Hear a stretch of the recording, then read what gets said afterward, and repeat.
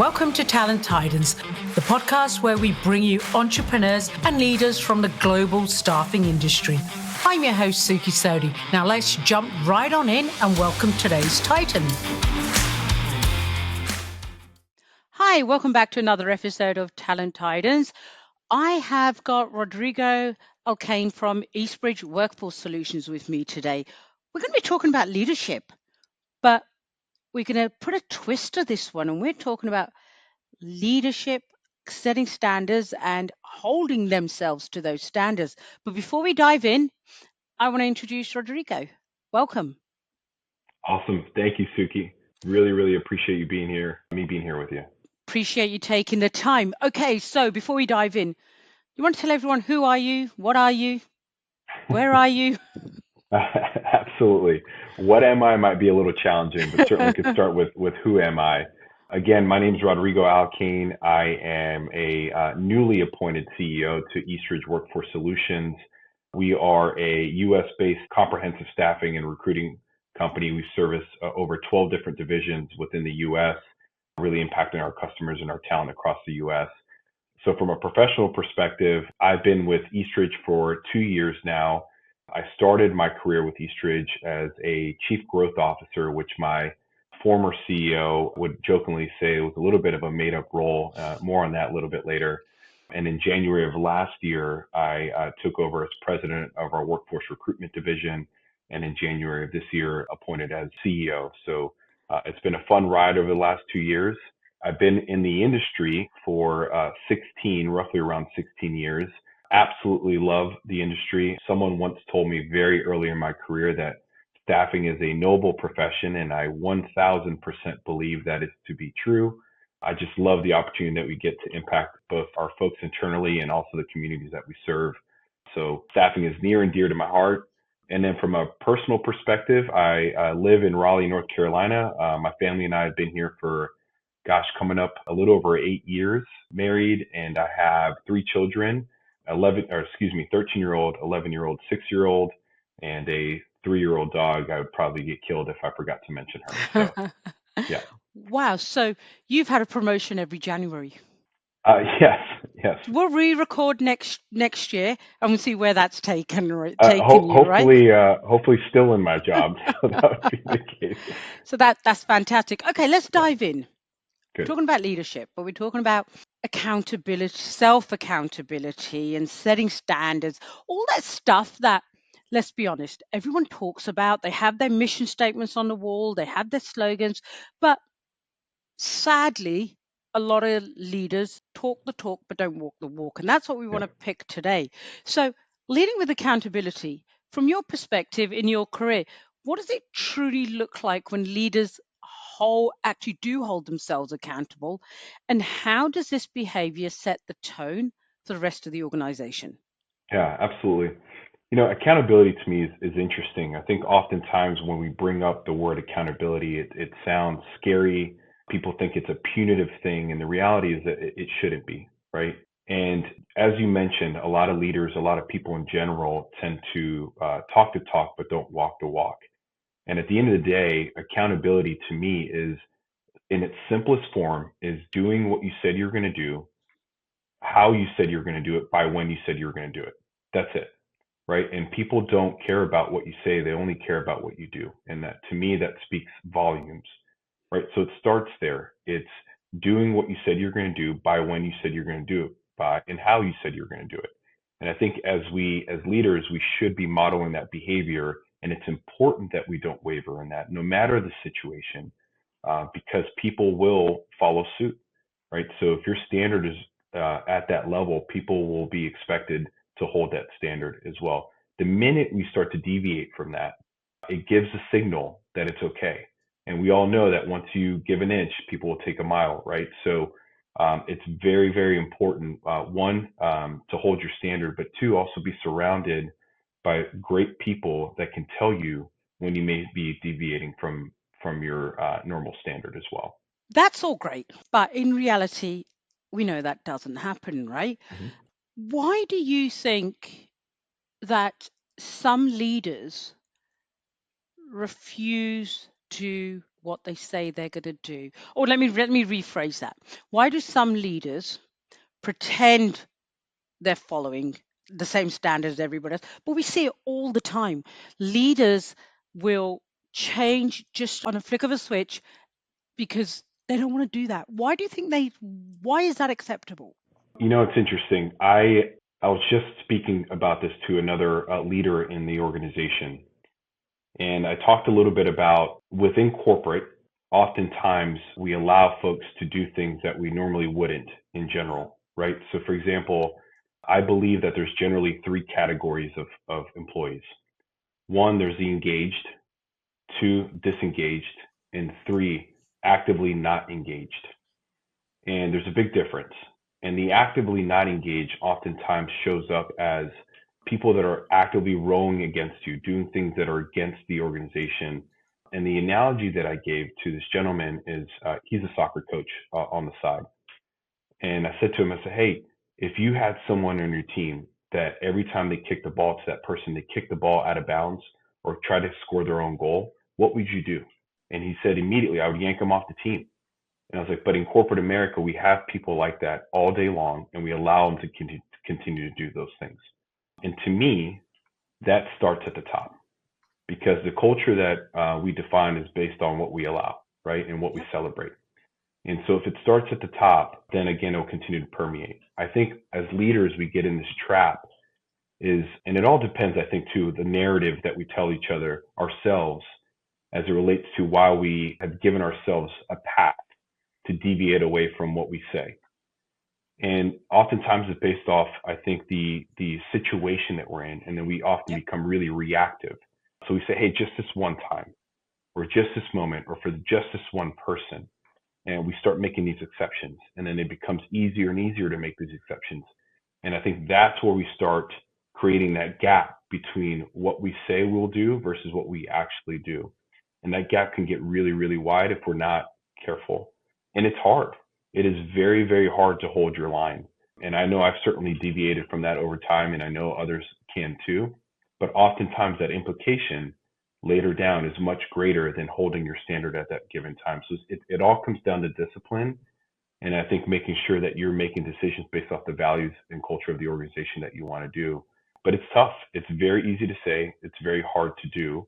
And I think people will take let me make sure I get this right because I love this quote, taking the easy right, or excuse me, the easy wrong versus the hard right. And that is what to me, it ultimately comes down to. Yeah, that's you make a great point because we've all seen it, right? Leaders have, and I'm just going to use it in the context of sales. I've got our top sales guys as leaders, they're allowed to take shortcuts or break a rule or whatever, right? Just because they're bringing in all that revenue, and you've got others, again, salespeople who are maybe not as successful, but they're held to a different standard, right?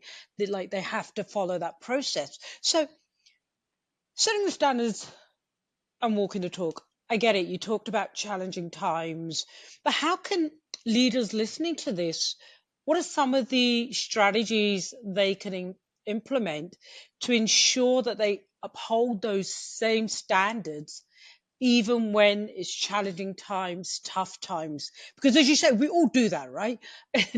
The Yeah. example of dieting. We all know not to drink a bottle of wine every night, but you've had a crappy day, you justify it to yourself, right? You say, hey, I deserve this, I've earned this, right? So we all know right from wrong in the context. But what are some of the things leaders can do to help them not deviate in those moments? That's right. Yeah, great question. I think that's why the term self accountability to me is just not really a thing. I Okay. think accountability is something you do as a community, right? It's the same reason why when I do endurance runs and I do marathon runs, I hire a coach. Yep. Because every single time that I've tried to train for a marathon on my own, and this might be just an indictment of my own mental toughness, but the only time I've been successful in reaching my goals and completing a marathon in the time that I wanted to do it in is when I hired a coach. And that's because they held me accountable to doing the things that I said that I wanted to do. And so I think it starts with the community and setting the standard to say, hey, even me as your leader, when I start to deviate from this, I need you to tell me and I need you to hold me accountable. I need you to provide feedback. So creating a culture of feedback rich environment is going to be critical for this. A, I think B, when you're setting the standard for your organization as an executive group or as a team, is that you should stress test it. You stress test it by saying, hey, what's the worst thing that can happen this year? And will that cause us to change path? Will that cause us to change who the standards that we're setting as an organization? And so stress testing it will allow you to be a little bit more proactive and see around the corner to say, hey, worst case scenario, this might happen to us. How will we react? How will we change? And that should help you stay the course when things get tough, right? I really like the stress test. Love it. Because that's all hypothetical in the moment, right? So there's no harm being done, quote unquote. So it allows you to think. But the piece I want to just unpack a little bit further, having people, giving people permission to pull you up when you step out of line or you don't follow the standard. That's easier said than done, because that's pretty much, we're saying to people here, ask your teams, your direct reports, or your peers to tell you when you're wrong. Well, your peers, okay, fair enough, but your direct team telling you when you're wrong, the thought that was going through my mind is, how are you going to ensure that that person feels comfortable saying that? And from the employee's perspective, oh my God, I've just told my boss they were bang out of order, they're stepping out of line here. Is this going to come back and bite me further down the road, right? Because we've all seen it happen. As much as we don't like it, we've seen it happen. So I guess those people listening to this, I want twofold answer. One, the leader, what's the mindset he has to shift, and what's the piece he has to recognize and figure out how he's going to deal with it. And secondly, those individuals listening to it where their boss may say to them, hey, look, can you hold me accountable? How do they how do they execute it, deliver the news without risking their career, if I can put Yeah, it like that? yeah, absolutely. Great question. All of this to me comes down to trust, Okay. right? If you have a strong degree of trust within your group, then the feedback that you receive, either up, down, or sideways, should by and large be received as a sign of respect. And you, as a leader or anyone receiving the feedback, should always assume positive intent. So that's number one. I think number two, as leaders, you have to be very, very intentional about asking for feedback, and not only in a generic way, but saying, hey, Suki, what'd you think about that plan I gave out yesterday? I have to recognize my own psychological size within the organization. So your first reaction might be, oh, it was great. It was fine. And then normally that's it. We walk away and say, okay, Suki loved it. So I'm on the right track. Validation, right? Validation. But then if you have to ask very pointed questions to say, hey, what was the one thing that you enjoyed about that strategy? You tell me. What's the one thing, if it was up to you, what would you change? Is there anything that didn't resonate well? So being very intentional about the questions you ask to get the feedback. Because here's the thing, though, you have to want the feedback. Because everybody says that they want the feedback until they get it, Yep. right? You have to generally want the feedback, which me and I know my leadership team does.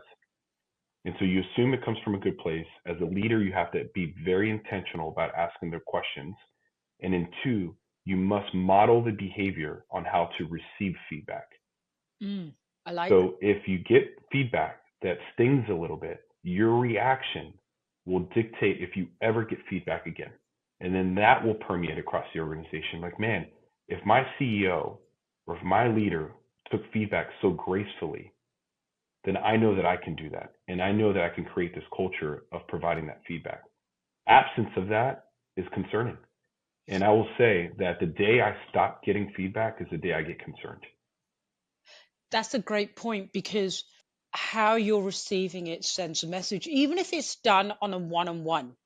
If it was received poorly, that person's going to repeat it. And if it was received really well, that person's going to repeat it. Absolutely.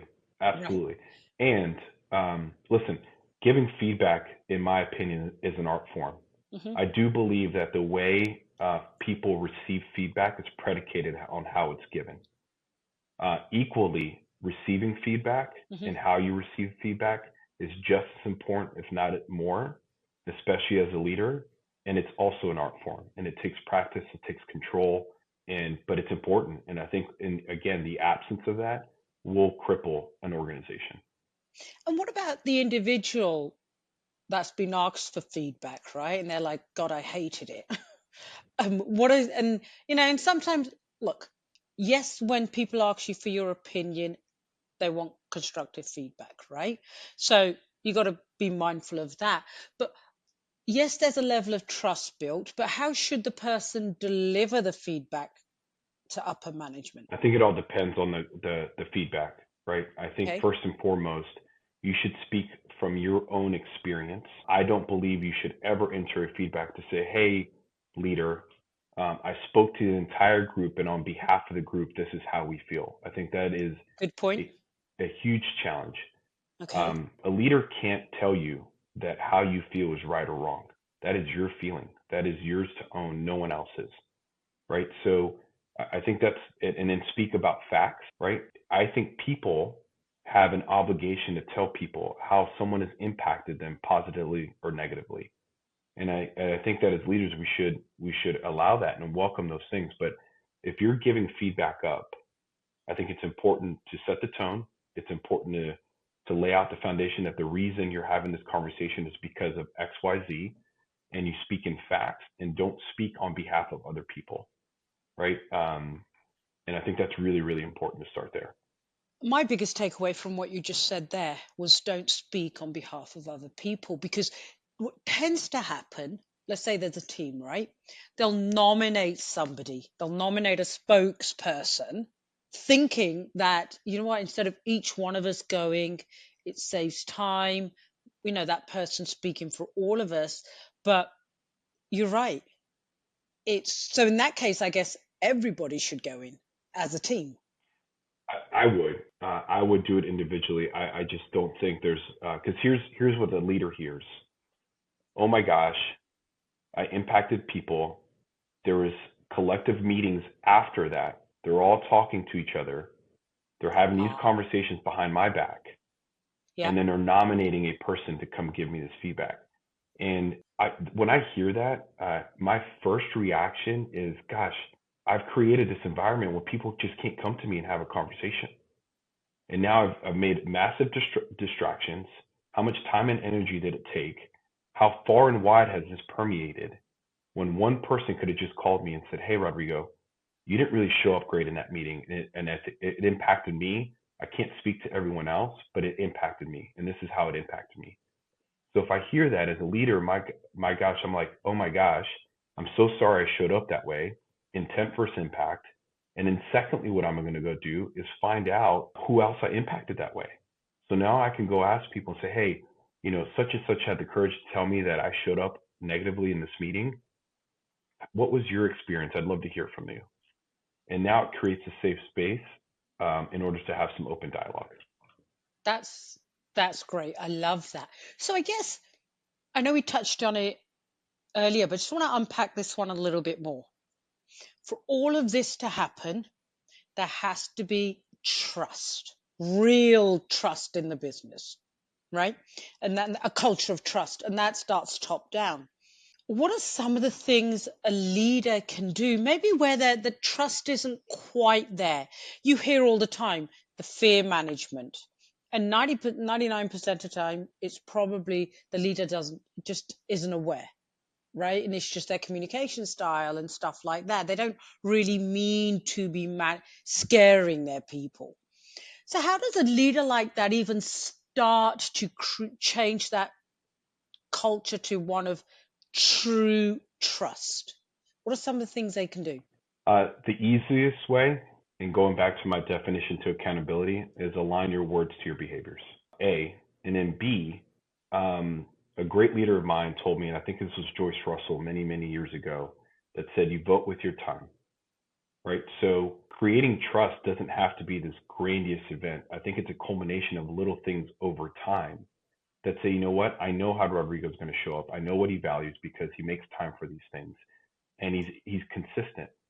So maybe said differently is this way: if you were my direct report and we had a one-on-one meeting every single week, and you enjoyed that time because it was time for you, for your development, to get things answered, questions, and at the last minute or every single week I moved it or declined it or changed it or canceled it every single time, does that build trust or inconsistency? Yeah. The message that says is you're not important. Exactly, Once because we vote for our once time. something's happened, right? Life happens, I get all of that. But if it is a consistent behavior, whether it's true or not, the message I have received is my career development or my role or whatever it is you're talking about is not priority, is not important enough. A 1,000%. And I agree. There's outlier situations where it might happen once or twice, sickness, kids, anything. But when it's consistent behavior, that will speak louder than anything. So people won't not have trust. When you said you're going to, hey, I'm going to do this for you.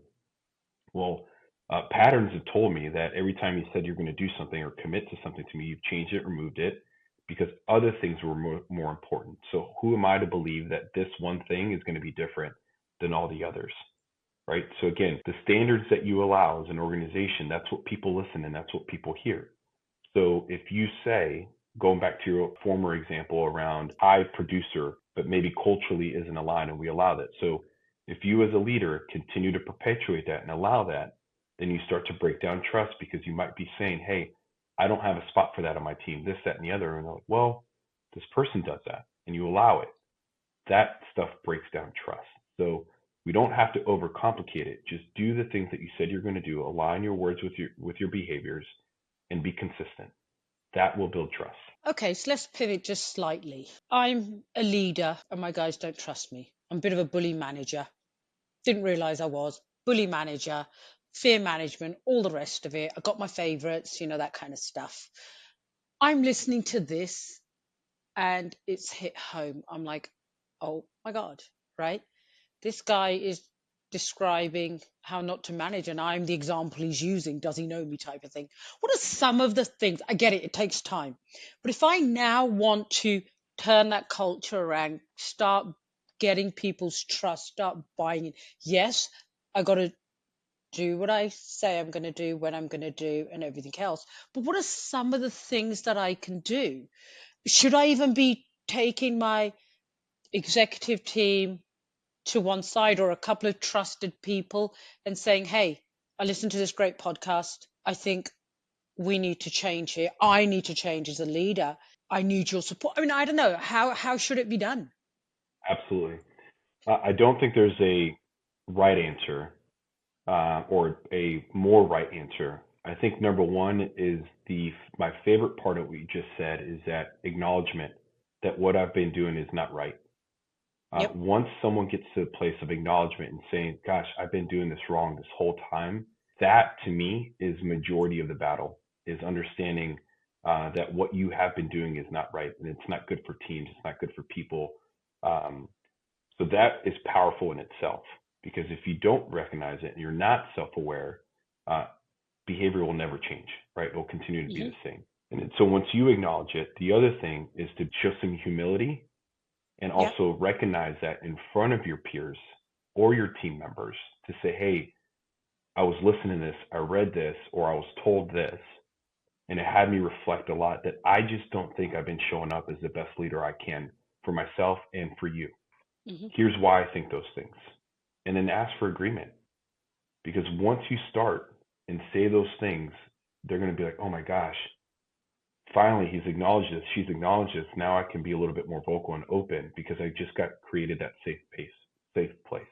Then you start building trust, right? Because you've showed humility and you've recognized where you've had some missteps. And then you say, hey, I need to change and I want to change and I'm committed to change. Here's how I want to start showing up. This is who my leadership point of view is going to be. This is how I want to show up in the business. These are the behaviors that I'll do. I need you to tell me when I'm out of line. I need you to tell me, and I want you to know that it's okay if I'm not showing up in that way. And you set that groundwork, and then you go. But it's your job to make sure that you're doing the things that you said you're going to do, because that's where it will come to life. No, I totally agree, right? Because it's that owning your mistake or blind spot, which whatever the case may be. Have you had an example where can you share an example where you've had to do that and own something? Gosh, many times. I've been fortunate that my entire career, by and large, I've been in this culture of, let's call it, feedback-rich environment, starting off early in my career, and that was just the standard, and that's what we did. And so it carried with me over time. There was one time that sticks up for me a lot, and it was a very unorthodox leadership approach from the leader that I had. Long story short, he asked us as a leadership group if we thought we were a high trusting, feedback rich team. And we all Hmm. said yes. At the end of the meeting, I realized that a lot of my peers felt differently about me. I had some attrition on my team. My production was slipping pretty badly. My attitude wasn't great as a result, and it was like this for like 6 months, and no one was saying anything to me. Right. So then finally, I got this feedback to say, "Hey, Rodrigo, we basically voted you off the island because of these things." Wow. And I took a hard look in the mirror, and I recognized that 90% of it was how I was showing up. My attitude was primarily a cause of that. And so I went home blaming everyone for this except for myself. Yep. And by the time I got home, my leader called me. He said, "Rodrigo, are you okay?" And I said, "No, you just had me voted off the island. No, I'm not okay." He said, "Rodrigo, good news is that's all perception. You can change that tomorrow." And it hit me like a ton of bricks. And the next day, I called my peers and thanked them for the feedback and said, "Hey, I recognize that how I've been showing up has not been conducive to our culture and our team." And I changed it like that. And sure enough, results and everything else changed thereafter because it all started here, an acknowledgement of how I was showing up. And I've asked them to hold me accountable as a result of those things. And go ahead. No, I was going to say that's it's amazing what happens when we become aware of it, whatever it might be, right? We're talking about leadership here. Could be Yep, anything else. It's when that it's that unconscious bit, but when it becomes conscious, right? It's two ways to handle it. Your initial way was go home blaming everyone else, that's right? right. That was that knee-jerk reaction we all have, That's right. or most of us have. I know I certainly do. And then I'm very like I'm like you, I'll have that knee-jerk reaction. Then I have to just calm down and say, okay, what role did you play here? And I think that also comes with maturity and the more experienced you are and the kind of management style you've been taught. Absolutely. That's a really good point because our leadership styles can be modeled and oftentimes is impacted and influenced by other leaders that we've witnessed. And if that is the only example of you've seen your entire career, how do you know if that's good or bad or indifferent? Yep. Right. And so that's why I think it's so important to have a deep network. That's why I think it's so important to make sure that you're getting perspective from so many different people because you have to have a good understanding of what good looks like. And that's why it's so important as us as leaders to model that behavior because we are impacting, influencing what other people might believe to be good leadership or not great leadership, right? So it's very important. But I think it's also generational because I'm thinking back way back when I worked for a company in the UK, very, very successful. I mean, they were really successful people. But I learned my leadership from those guys. And it was very aggressive. I now look back and say, oh, geez, that wasn't me, was it? It was very, very aggressive. It was call a spade a spade. If you done crap, you said you done crap. If you done good, you said well done type of thing. But they were very successful. And when they were training me into leadership, that's how I was trained. So, but the interesting thing is, I thought that was how it's meant to be Yeah, until probably I moved to Canada, if I'm being really honest. Then it was horrible. The pendulum swung too far the other way, right? And now I think I've got a good enough balance, but it's learnt behavior. It's learnt behavior. We put people on these training courses, management training courses. Well, who writes those management training courses? We do as the company, that's right. right? So there's no That's right. we could actually do a whole session on that one, because often we look at leaders and we say they're really poor leaders, but we rarely stop to think who taught them that this was the leadership. But also, I think, coming back to generational piece, rightly or wrongly, the management style I was taught and managed under was not seen as wrong, Right. Yeah. right? It Yeah. wasn't. Yeah, you're right. And I think about over the last, 16 years, different styles of leadership that I've had, but I can always pinpoint back on which leaders got the best out of me. And there's some common thread there at the end of the day, right? So I think that regardless of time, if you as a leader, if your goal is to excavate talent out of people and to get the best out of people, it's never going to be a one size fits all. And the way you react and what's important to you is going to be different than the person sitting next to you. And me as a leader, I need to understand those things to be able to, again, excavate talent and get that people to be their very best and be able to show up to be their very best. And over the times, over 16 years, the people, the leaders that I did best under or with are the folks that really understood how to tap into people individually, and that was agnostic of time, right? So, and that was my biggest takeaway is that if you can be nimble and one size leadership style does not fit all and understand how to get the best out of people, I think, and you always want to do right by folks and have the most positive intent, I think you can't go wrong. The thought going through my mind as you're saying this, so the leadership style that I was managed under and taught, it was really good for me. I was, there's like 250 consultants. These guys pushed me. They pushed me out of my comfort zone. And so I was there 8 years, I think it was 7 or 8 years, something like that. And for the last 4, 5, 6 years, I was always one of the top three producers in the company out of about 200 odd people. So it really pushed me to be a better salesperson, higher volume, all the rest of it. So I don't want anyone listening to this and think those guys are a bunch of so-and-sos. No, but we did have a lot of turnover, and it was a culture of, in those days, excellence, and we only want top producers who are going to go over and beyond. So from that culture perspective, it was bang on. But you're right. I could have never gone into the MD and said, well, hold on a second. Wouldn't have done that. He would have not accepted that. That just wasn't. And maybe that's the generation thing again. You just did not knock on the boss's door and say, excuse me, I don't like how you spoke. Right? You just didn't Yeah. do it. Well, you could say No, that, but you wouldn't have a job the next day. that's right. That's right. Yeah, I don't disagree, and I think that's you mentioned a lot of attrition at that time. That speaks to again that some leadership styles may resonate with certain people, but may not for others. Yeah. Right? Many years ago, I got promoted into like kind of my first leadership role, and I didn't know how to do something, and I think I was complaining about it to be honest, and I went to my boss and said, hey, I haven't had any training, I don't know what to do on this, and he said to me, Rodrigo, just go figure it out. I couldn't imagine saying that to someone today. Yeah. However, it resonated with me and it said, you know what? Like I should go figure this out. And it worked fine for me at the time and where I was.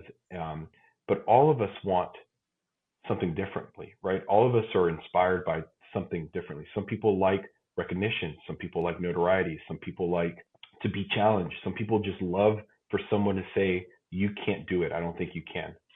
And that fires you up, right? That is So it's just me. You've just described me. exactly right.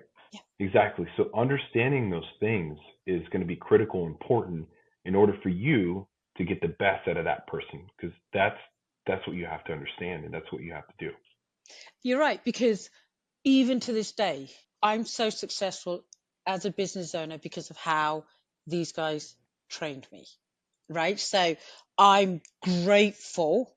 All those times where I'm like, oh wow, did they really say that? But overall, it was a good experience. It held, it made me the leader I am today and as successful as I am today. But you're right, that's not for everybody, That's right. right? And I That's guess right. I guess that What I'm saying there is if you are in a culture like that and the powers above are, it seems to be working because it did for if you'd asked me back then, I was like, yeah, love it. And I did. It was work hard, play hard. And I could never get to number one because they had an on-site. But me and Ian in Croydon, we'd be calling each other, what revenue you got in, right? Because that was that compare. I loved it. But if somebody had said to me at that time, hey, I want to make loads of money, want to be in a competitive environment, career growth, I would have said, yeah, you got to join this company, right? Because Yeah, I would have said, yeah, you absolutely have to join because as long as you're prepared to do the hard work, the results are going to come. Now I probably wouldn't say that just because how leadership has changed and yeah, what's acceptable and what's not. sure. And the truth of the matter is, would I be out of line to say sometimes if you are in that culture and it's working for everybody else, you're just in the wrong company? Nothing wrong with the culture. You're just in the wrong place. You're in a culture that's not aligned for you. That's right. Yeah, absolutely. For me, culture in its simplest form is defined by just how work gets done in the organization, right? And it shouldn't be an and an or it shouldn't be an or, it can be an and. So you can have a work hard, play hard environment. You can have a performance based organization. You can make loads of money and still be treated fairly and still have kind coworkers and still be in a place where you feel like you thrive and you're safe and you're comfortable. You can do all those things. You can have both. It doesn't have to be mutually exclusive. And I think that's what we've learned over time is that you can have a performance-based culture. It doesn't have to be toxic. It doesn't have to be scary. You don't have to be led by fear. You don't have to be in there by fear. To me, it all starts by clarity and having a lot of clarity on what good looks like and what performance looks like. I think Brene Brown said it best: clarity is kind, and it starts at the very top. And if everybody understands every single role in the organization, what performance looks like, what good looks like, and how you get there, you can have all those things and still be in a good work environment. Oh my God, you just reminded me of we used to have these quarterly leadership meetings and we'd go wherever it was, right? So this particular one, it was about a 2 hour drive and it was a Friday afternoon and leaders go and some of the salespeople go. And I remember my boss at the time ringing me up saying, Suki, where are you? I'm like, I'm still in the office. They're like, we're here, we're at the bar. I was like, okay, I'm leaving soon. A little while comes, I still haven't left. And he rings me up. I was like, why are you not on the road yet? I'm like, because we're still filling orders, right? And he said to me, you are the leader. You get going, they will fill the orders. You couldn't get away with that now. No, Couldn't uh, couldn't get away with that now. I no, would never do that now. yeah, I know, and trust me, I've been in those environments, and those things were celebrated. Yeah, And that's the other thing is people will do what gets celebrated. yeah. And so, yeah, and that's where you make the choice and say, hey, is this aligned to the leader that I want to be, and is this aligned to the organization I want to be a part of? And when you make decisions based off that lens, it becomes very easy to know if you're in the right spot or the wrong spot. And by the way, to your point earlier, that's okay. It could be the right spot for someone else. It could be that they're perfectly fine with that, right? That's not disparaging. That's on their own. It's your choice. But if it doesn't align to who you want to be or who you would follow, then it becomes very clear. And I Very guess clear. at different stages of our life, that can change. Like I never would go back to that culture now. I love the competitiveness, the high performance. I love all of that, but I wouldn't go back to that culture right now. Right. No, so it could also be stage of your life. Look, I know we're coming up to time, but I've got one more question for you. I want to talk Sure. about the ripple effect of leadership and accountability. And I know we've kind of sprinkled this in, but when leaders consistently hold themselves accountable, how does that impact employee performance, trust, and overall organizational success?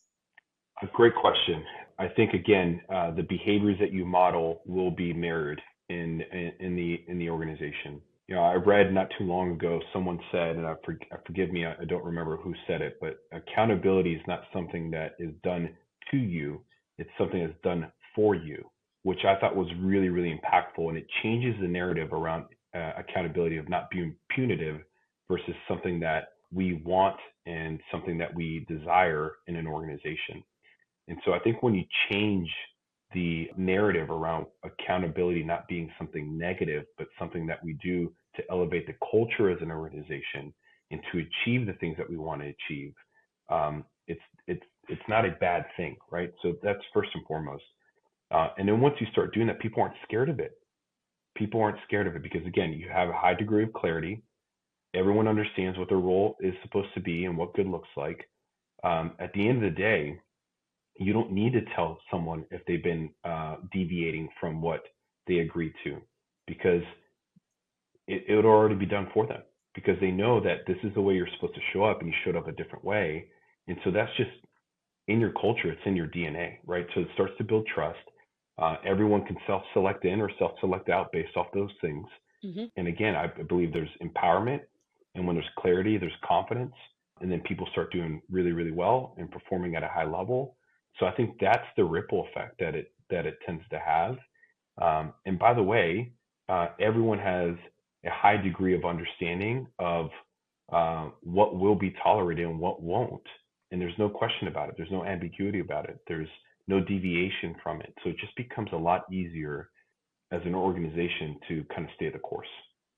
I love that, because you said, I think you said something to the effect of empowered and what have you, because they're no longer thinking, I'm going to get fired. Oh God, I made a mistake. How am I going to cover this? Or, they're comfortable coming up and saying, can we talk about this? I don't get it. Or, your message earlier, it confused me. So instead of sitting there worrying, oh my God, boss is pissed off today. Oh dear, stay out of their way. All of that stress is gone.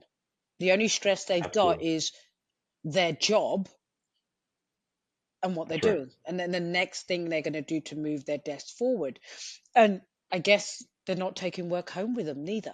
Yeah, possibly not, because they know what they were supposed to do that day, that week, and again, it removes all the ambiguity of what good look. And when it starts to become really subjective and you start driving performance, defining performance off subjectivity, it gets very, very dangerous.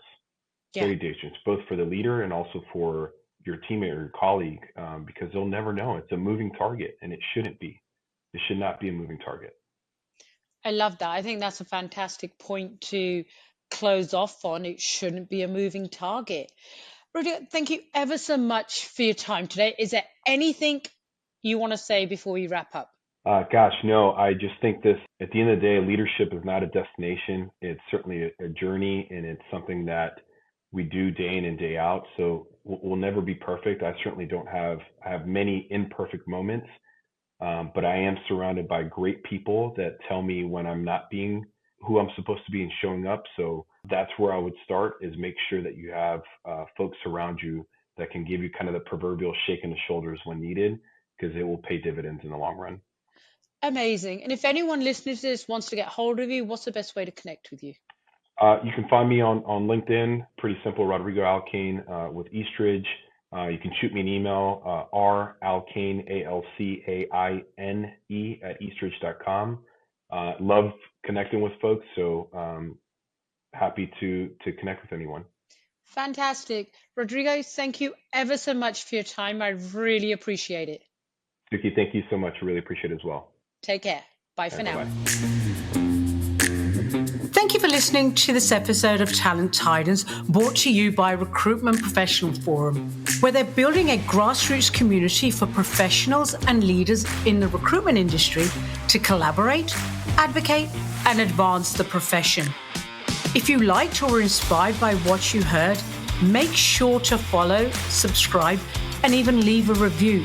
It lets more talented recruiters like you find the show. Until next time, keep on being a Talent Titan.